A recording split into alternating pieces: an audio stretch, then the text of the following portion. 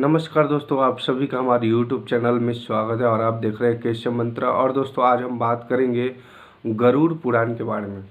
दोस्तों जैसे कि आप सभी जानते होंगे, गरुड़ पुराण जो है स्वर्ग, नरक, पाप, पुण्य के अलावा भी बहुत कुछ है। उसमें ज्ञान, विज्ञान, नीति, नियम और धर्म की बातें हैं। गरुड़ पुराण में एक ओर जहाँ मौत का रहस्य है तो दूसरी ओर जिंदगी का रहस्य छुपा हुआ है। दोस्तों बहुत लोगों में ये ऐसी अवधारणा है कि गरुड़ पुराण, जो व्यक्ति स्वस्थ है, जो व्यक्ति जीवित है, वो व्यक्ति को नहीं पढ़ना चाहिए या वो अपने पास ऐसी चीज़ें नहीं रखनी चाहिए, गरुड़ पुराण को अपने पास ना रखे। ऐसा लोगों में ऐसी मानसिकता है या ऐसा भ्रम है कि गरुड़ पुराण को लेकर के कि इसे जीते जी नहीं पढ़ना चाहिए या फिर अपने पास नहीं रखना चाहिए, चूँकि अगर आप पढ़ते हो या फिर अपने पास रखते हो तो आपके साथ बहुत सारी अशुभ बातें होने लगती है, अशुभ चीज़ें होने लगती है। तो लोगों वो गरुड़ पुराण के बारे में ये जानते हैं कि गरुड़ पुराण तब पढ़ते जब लोगों की मृत्यु शैया पे बैठे हो या फिर जिनकी मृत्यु हो गई है तो उनकी मृत्यु के पश्चात पढ़ा जाता है। लेकिन ऐसा कहना गलत है दोस्तों। अगर मेरा माने तो गरुड़ पुराण वो चीज़ है जिससे कि आप जीते जी आपको क्या करना है, क्या नहीं करना है, कौन सी चीज़ गलत है, कौन सी चीज़ सही है, वो सारी बातों का वर्णन हमारे गरुड़ पुराण में है। अगर आप गरुड़ पुराण के नीति नियम का पालन करते हुए अगर आप जिंदगी यापन करते हो तो आप ये जान लो कि आपके लिए स्वर्ग के दरवाजे बिल्कुल खुले हैं। जो हम लोग बोलते हैं कि पाप करने के बाद नरक में जाते हैं, पुण्य करने के बाद आप स्वर्ग में जाते हो, तो अगर आप गरुड़ पुराण के नीति नियम के पालन करते हुए अगर आप जिंदगी यापन करते हो तो बिल्कुल आप स्वर्ग के भागी हो, आप स्वर्ग में बिल्कुल जाओगे। दोस्तों गरुड़ पुराण से हमें कई तरह की शिक्षाएं मिलती है। गरुड़ पुराण में मृत्यु के पहले और मृत्यु के बाद की दोनों चीज़ों का वर्णन किया गया है, दोनों स्थिति के बारे में बताया गया। यह पुराण भगवान विष्णु की भक्ति और उनके ज्ञान पर आधारित है। प्रत्येक व्यक्ति को यह पुराण हमारी समझ से जो है वो पढ़ना ही चाहिए। गरुड़ पुराण हिंदू धर्म के प्रसिद्ध धार्मिक ग्रंथों में से एक है। जैसा कि हम जानते हैं हमारे हिंदू धर्म में 18 पुराण है और ये 18 पुराण में से सबसे समृद्ध एवं पुराण माना जाता है। हमारे जीवन को लेकर कई गुड बातें इसमें जो है बताई गई है जिनके बारे में व्यक्तियों को बिल्कुल जानना चाहिए। दोस्तों आपको बता दो कि महर्षि कश्यप के पुत्र पक्षीराज या पक्षी श्रेष्ठ गरुड़ जो है वो भगवान विष्णु की क्या है, वाहन है। एक बार गरुड़ ने भगवान विष्णु जी से मृत्यु के बाद जीवात्मा की स्थिति के बारे में प्रश्न किया था। तब विष्णु जी ने मृत्यु के बाद की जीवात्मा की गति के बारे में जब गरुड़ को बताया, इसलिए इसे जो है वो गरुड़ पुराण बोल। दोस्तों हम सभी बोलते हैं कि मृत्यु जो है वो जीवन का सत्य है, लेकिन एक सत्य मृत्यु के बाद शुरू होता है। इस सत्य के बारे में बहुत कम लोग जानते हैं। जानते हैं वाकई में मृत्यु के समय व्यक्ति जो है वो व्यक्ति को ना दिव्य दृष्टि मिलता है। गरुड़ पुराण में ऐसा वर्णन किया गया है कि जब व्यक्ति मरने वाला वो मर रहा होता है तो उसे दिव्य दृष्टि मिलती है। और फिर ये भी इसमें बताया गया कि आखिर मृत्यु के कितने दिनों बाद आत्मा जो है वो यमलोक पहुंचती है। गरुड़ पुराण में भगवान के वाहन गरुड़, जैसे कि हमने बताया, श्री हरि विष्णु से मृत्यु के बाद के आत्मा की स्थिति के बारे में प्रश्न किए थे और उन्हीं का उत्तर जो भगवान श्री विष्णु ने है वो दिया था। इसलिए जैसा कि हमने अभी भी बताया कि इसलिए इसको गरुड़ पुराण या गरुड़ पुराण बोलते हैं।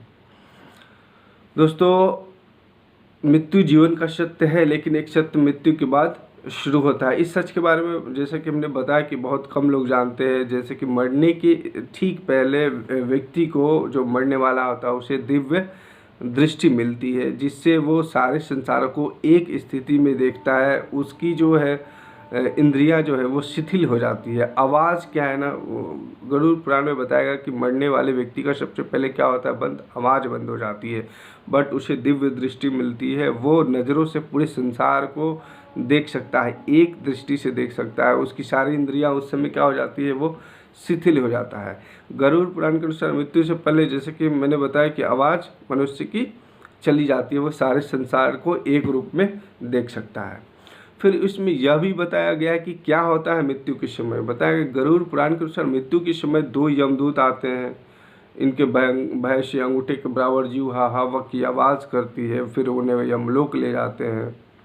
यम जो है वो उनके पाप कर्म को गिनाते हुए, डराते हुए उन्हें यहाँ से ले जाते हैं। फिर यह भी बताया गया कि मृत्यु का मार्ग कैसा है। रास्ता अंधेरा गर्म बालू से भरा होता है। यम पहुँचने पर पापी जीव जो होते हैं, जिन्होंने पाप कर्म किए होते हैं, उनको वहाँ पर सजा दी जाती है। इस तरह की सारी जो है वर्णन वहाँ पे किया गया है। कहते हैं कि इसलिए कहते हैं कि जब मनुष्य जाता है तो उसे लगभग मनुष्य को 10वें दिन देखते हैं कि पिंड दान दी जाती है। 10वें दिन पिंड दान करने से क्या होता है कि सूक्ष्म जो शरीर होता है वो चलने की शक्ति मिलने लगती है। यानी जब आत्मा बाहर आती है, जब यमदूत लेते हैं तो वो सूक्ष्म हो जाता है, तो उन्हें फिर वहाँ जाना होता है। तो इसलिए 10वें दिन पिंड दान करने की प्रथा होती है। इससे क्या होता है कि सूक्ष्म जो शरीर है वो चलने की स्थिति में आ जाती है पिंड दान करने से। मृत्यु के 13वें दिन फिर यमदूत उसे पकड़ लेते हैं। उसके बाद वो शुरू होती है बैतरणी नदी। इसकी कथा आप जानोगे। बैतरणी जो नदी है वो पार करने में 47 दिन का समय लगता है। फिर उसके बाद जीवात्मा यमलोक पहुँचती है। गरुड़ पुराण अधिष्ठा भगवान विष्णु है। इसमें 19,000 श्लोक थे, लेकिन अब जो है घटकर वो 7,000 लगभग हो गए हैं। श्री विष्णु की भक्ति के 24 अवतारों की कथा उसमें बताई गई है। इनकी पूजन की विधि बताया गया है। दूसरे भाग में प्रेत, कल्प और कई तरह के नर्क का वर्णन किया गया है इसके अंदर। साथ ही यह भी बताया गया कि कब किन योनियों को कितने दिनों पे मुक्ति मिलती है, कब प्रेत योनि से मुक्ति मिलती है, पिंडदान क्या है, श्राद्ध कैसे दी जाती है, मोक्ष कैसे मिलता है। इन सारी चीज़ों का वर्णन जो है गरुड़ पुराण में कहा गया है, दिया गया है। तो बहुत लोगों को हमने बताया था दोस्तों कि अवधारणा है, ऐसा मानसिकता या भ्रम फैला हुआ है कि मरने के पश्चात पढ़ना चाहिए या अपने पास नहीं रखना चाहिए। तो ये बिल्कुल गलत है, चूँकि अगर जिसमें इस तरह की वर्णन की गई हो कि आप कौन सा कर्म बुरा है, तो मरने के बाद थोड़ी जानेंगे। वो तो पहले जानना है ना कि हमारे कौन से कर्म बुरा है, हमें क्या करना चाहिए। वो तभी तो हम उसके अनुसार कर्म करेंगे, या मरने के बाद। तो फ़ायदा क्या है फिर ऐसे पुराण मरने के बाद पढ़ने का, कि जब मर गए तो फिर कर्म कौन सा। तो इसलिए दोस्तों आप बिल्कुल हमारे हिसाब से बिल्कुल आप पढ़ सकते हो। बहुत लोगों में ऐसी उदाहरण बनी है कि पढ़े कि नहीं, तो आप पढ़ सकते हो, जिससे आपको अभी आपके जीवन काल में क्या करने हैं, किस तरह से करने हैं, क्या नियम क्या नीति होना चाहिए ज़िंदगी जीने की।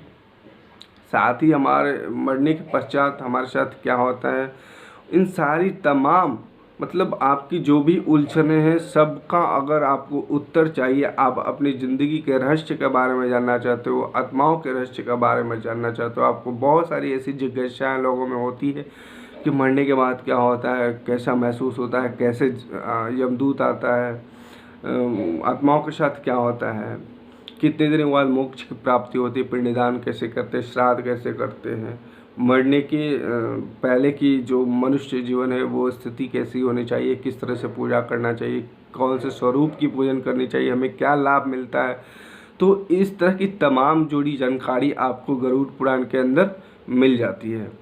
तो ऐसी ग्रंथ को, ऐसे पुराण को क्यों न पढ़ें जिसे स्वयं भगवान विष्णु ने कहा हो, वो चीज़ क्यों ना करें। वो मरने के पश्चात क्यों, पहले क्यों नहीं। और जब कर्मकांड की सारी स्थिति, श्राद्ध, पिंडदान, मोक्ष, सबका मार्ग जब इसमें लिखा हुआ है, तो मरने के बाद क्यों, पहले क्यों नहीं। तो ये भ्रम मात्र है दोस्तों। हमारे अनुसार आप बिल्कुल पढ़ सकते हो, मैंने भी पढ़ा है।